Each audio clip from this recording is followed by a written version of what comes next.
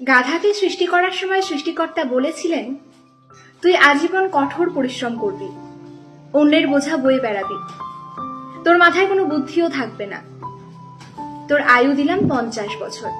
গাধা তখন সৃষ্টিকর্তাকে বলেছিলেন, এত কষ্ট করে আমি এতদিন বাঁচতে চাই না, আমার আয়ুটা কমিয়ে 20 বছর করে দিন।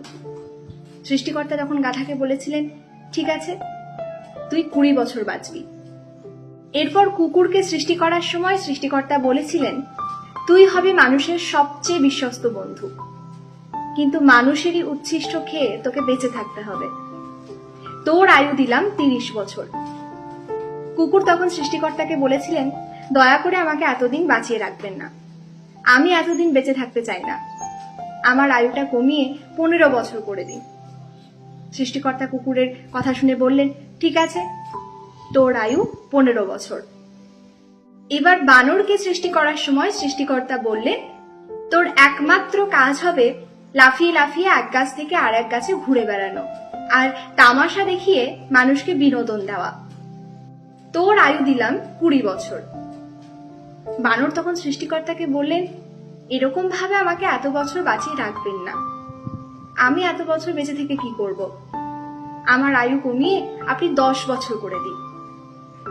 সৃষ্টিকর্তা এবারও বানরের কথায় রাজি হয়ে গেলেন আর বললেন, ঠিক আছে, তোর আয়ু 10 বছর।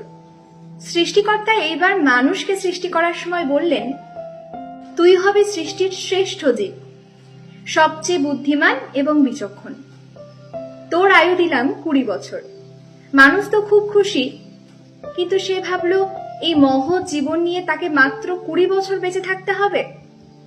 তাই সে সৃষ্টিকর্তার কাছে গিয়ে হাত জোর করে মিনতি করলো, তাকে যেন সে আরো কিছুদিন বাঁচিয়ে রাখে, সে আরো কিছুদিন বেঁচে থাকতে চায়। সে তখন সৃষ্টিকর্তাকে বলল যে গাধার ফেরত দেওয়া 30 বছর, কুকুরের 15 বছর আর বানরের 10 বছর যেন তাকেই দিয়ে দেওয়া হয়। সৃষ্টিকর্তা তখন হাসতে হাসতে বললেন, পাগলেও নিজের ভালোটা বোঝে, আর তুই বুঝলি না? ঠিক আছে, যা, তাই দিলাম। তারপর থেকেই মানুষ সুন্দরভাবে বেঁচে থাকে 20 বছর।